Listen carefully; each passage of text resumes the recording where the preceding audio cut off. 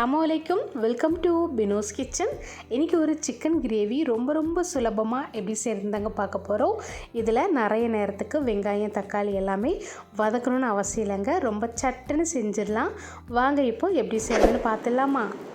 இந்த சைடு பார்த்திங்கன்னா ஸ்டவ்வில் நான் ஒரு இரும்பு கடாய் வச்சுருக்கேன். இந்த ரெசிபி செய்கிறதுக்கு உங்கள்கிட்ட இரும்பு கடாய் இருந்தால் கண்டிப்பாக அதை எடுத்துருங்க. இப்போ இதில் நம்ம தேவையான அளவுக்கு தேங்காய் எண்ணெய் சேர்த்துக்கலாம்.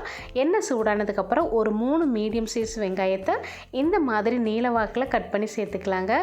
இப்போ இந்த வெங்காயம் மட்டும் நல்லா வதங்கி வரணுங்க. ஒரு கோல்டன் ப்ரௌன் கலர் ஆகிற வரையும் இது நல்லா வதக்கி விட்டுருங்க. இந்த ரெசிபிக்கு இந்த வெங்காயம் தாங்க ரொம்ப நல்லா டேஸ்ட் கொடுக்கும். கலர் நல்லா கோல்டன் ப்ரௌன் ஆகிற வரை வதக்கி விடுங்க. இப்போ இந்த அளவுக்கு நல்ல கலர் சேஞ்ச் ஆகிடுச்சு. இப்போ இதை அப்படியே நம்ம வேறு ஒரு தட்டுக்கு எடுத்துடலாங்க. அவ்வளோதான். இப்போது இந்த ரெசிபிக்கு நிறைய நேரம் மசாலா எதுவுமே வதக்கணும்னு அவசியம் இல்லை. இந்த ஒரு வெங்காயம் மட்டுமே வதக்கினா போதும். இப்போ நம்ம வதக்கி எடுத்து வச்சுருக்கிற இந்த வெங்காயத்தை அப்படியே கடாயிலேருந்து ஒரு தட்டுக்கு மாற்றிக்கலாம். இனி அடுத்ததாக பார்த்திங்கன்னா இங்கே நம்ம சிக்கனை மேரினேட் பண்ண போகிறோம். அதுக்கு நான் ஒரு பவுலில் ஒரு 1/2 கிலோ அளவுக்கு சிக்கன் எடுத்திருக்கேன். இப்போ இதில் பார்த்திங்கன்னா ஒரு 1/2 கப் அளவுக்கு தயிர் சேர்த்துக்கலாம். கூடவே பார்த்திங்கன்னா 1 டீஸ்பூன் அளவுக்கு சிக்கனுக்கு தேவையான உப்பு சேர்த்துக்கலாம். அடுத்ததாக மசாலா தூள் எல்லாம் சேர்த்துக்கலாங்க. 2 டீஸ்பூன் அளவுக்கு மல்லித்தூள், 1 டீஸ்பூன் அளவுக்கு மிளகாய்த்தூள், 1/4 டீஸ்பூன் அளவுக்கு மஞ்சத்தூள், 1/2 டீஸ்பூன் அளவுக்கு கரம் மசாலா, 1/2 டீஸ்பூன் அளவுக்கு ஜீரகத்தூள். இது எல்லாத்தையும் சேர்த்துட்டு கூடவே பார்த்திங்கன்னா வதக்கி எடுத்து வச்சுருக்கிற அந்த வெங்காயத்தையும் போட்டு நல்லா மிக்ஸ் பண்ணி விடுங்க. இது கூடவே பார்த்திங்கன்னா 1 டீஸ்பூன் அளவுக்கு இஞ்சி பூண்டு பேஸ்ட்டு போட்டுருங்க. நான் ஃபஸ்ட்டு போட மறந்துட்டேன். 2வது நான் போட்டு நல்லா மிக்ஸ் பண்ணினேன். அந்த வீடியோட கிளிப்பு மிஸ் ஆகிடுச்சுங்க. இப்போ இது ஒரு 1/2 மணி நேரத்துக்கு அப்படியே ஊறட்டும், வெயிட் பண்ணலாம். இந்த ரெசிபிக்கான மசாலா மெஷர்மெண்ட் எல்லாமே நான் கமெண்ட்டில் கொடுத்துருக்கேன். தேவைப்படும் போது செக் பண்ணி பார்த்துக்கோங்க. இப்போது 1/2 மணி நேரத்துக்கு நம்ம ஊற வச்சுருக்கிற இந்த சிக்கனை எடுத்துடலாங்க. இனி அடுத்ததாக நம்ம வெங்காயத்தை வதக்கி எடுத்தோம் இல்லையா, அதே கடாயிலே இந்த சிக்கனை போட்டுடலாங்க. இப்போ இந்த கடாயில் பார்த்திங்கன்னா இந்தளவுக்கு தேங்காய் எண்ணெய் இருக்குது. இது நம்ம ஆனியன் வதக்கி எடுத்தோம் இல்லையா, அதில் இருக்கிற ஆயில் தான்.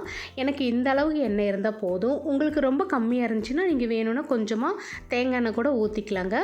இப்போ போட்டதுக்கப்புறம் நல்லா ஒரு நிமிஷத்துக்கு மிக்ஸ் பண்ணி விடுங்க. இந்த மசாலா ஆயில் எல்லாமே நல்லா மிக்ஸ் ஆகி வரட்டும். இந்த சிக்கன் கிரேவியில் பார்த்திங்கன்னா தக்காளியை நம்ம சேர்த்தாம தான் சமைக்கிறோங்க. ஆனாலும் ரொம்ப நல்லா டேஸ்ட்டாக இருக்கும். இதில் இருக்கிற அந்த ஆனியனோட ஃப்ளேவரே இந்த சிக்கனில் சாப்பிட்றதுக்கு அவ்வளோ டேஸ்ட்டாக இருக்குங்க. இதில் தயிர் சேர்த்துறதுனால ரொம்ப சாஃப்டாக இருக்கும். இப்போது ஒரு நிமிஷத்துக்கு நல்லா வதக்கி விட்டுட்டோமா. இனி நம்ம மேரினேட் பண்ணி வச்சுருக்க அந்த பாத்திரத்துலேயே கொஞ்சம் தண்ணி ஊற்றி அலாசிட்டு அதையும் இதில் ஊற்றிடலாங்க. இந்த அளவுக்கு தண்ணி ஊற்றினாலே போதும். இப்போ தண்ணி ஊற்றிட்டு நல்லா ஒரு மிக்ஸ் கொடுத்துருங்க. அதுக்கப்புறமா மூடி வச்சுட்டு ஒரு 3 நிமிஷத்துக்கு இது நல்லா கொதிக்க விட்டு எடுத்துக்கலாங்க. இதில் இன்னும் கொஞ்சம் நிறைய தண்ணி விடும். அந்தளவுக்கு நம்ம வெயிட் பண்ணணும். இப்போ 3 நிமிஷம் கழிச்சதுக்கப்புறம் பாருங்கள் எந்த அளவுக்கு தண்ணி இருக்குன்னு. இப்போ இதை நல்லா ஒரு தடவை மிக்ஸ் பண்ணி விடலாங்க. இந்த அளவுக்கு நல்லா மிக்ஸ் பண்ணதுக்கப்புறம் மறுபடியும் மூடி வச்சு ஒரு 20 நிமிஷத்துக்கு இதை நல்லா வேக விட்டு எடுக்கணும். நீங்கள் மூடி வச்சதுக்கப்புறமா 20 நிமிஷத்துக்கு வெயிட் பண்ணுங்கள். இடையில கிளறி விட்டுட்டே இருங்க. அப்போ தான் இந்த சிக்கன் நல்லா வேகும். இப்போ மறுபடியும் மூடி வச்சுருங்க. இனி 20 நிமிஷத்துக்கு நம்ம வெயிட் பண்ணலாம். இப்போ நம்ம ஒரு 20 நிமிஷம் வரையும் நல்லா வேக விட்டு எடுத்துட்டோம். இப்போ சிக்கன் நல்லா சாஃப்டாக வெந்து வந்துருச்சு. இந்த அளவுக்கு கிரேவி இருக்கிற மாதிரி பார்த்துக்கோங்க. இப்போ இந்த கிரேவி பார்த்திங்கன்னா சாதத்து கூட வச்சு சாப்பிட்றதுக்கு அவ்வளோ டேஸ்ட்டாக இருக்கும். குழம்பு எதுவுமே தேவையில்லைங்க. இது மட்டுமே போதும். சாப்பிட்றதுக்கு அவ்வளோ சூப்பராக இருக்கும். டிஃபனுக்கும் செம்மையாக இருக்குங்க. இப்போ கடைசியாக பார்த்திங்கன்னா பொடியாக கட் பண்ண மல்லி இலையும் கொஞ்சமாக கருவேப்பிலையும் தூவி இறக்கிடுங்க.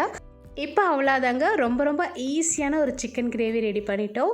கண்டிப்பாக ட்ரை பண்ணி பாருங்கள். வீடியோ பிடிச்சிருக்கும்னு நினைக்கிறேன். பிடிச்சிருந்தால் லைக் பண்ணி கமெண்ட் பண்ணி ஷேர் பண்ணுங்கள். புதுசாக பார்க்குறவங்களா இருந்தால் மறக்காமல் பினூஸ் கிச்சன் சேனலை சப்ஸ்கிரைப் பண்ணிக்கோங்க. பாய்.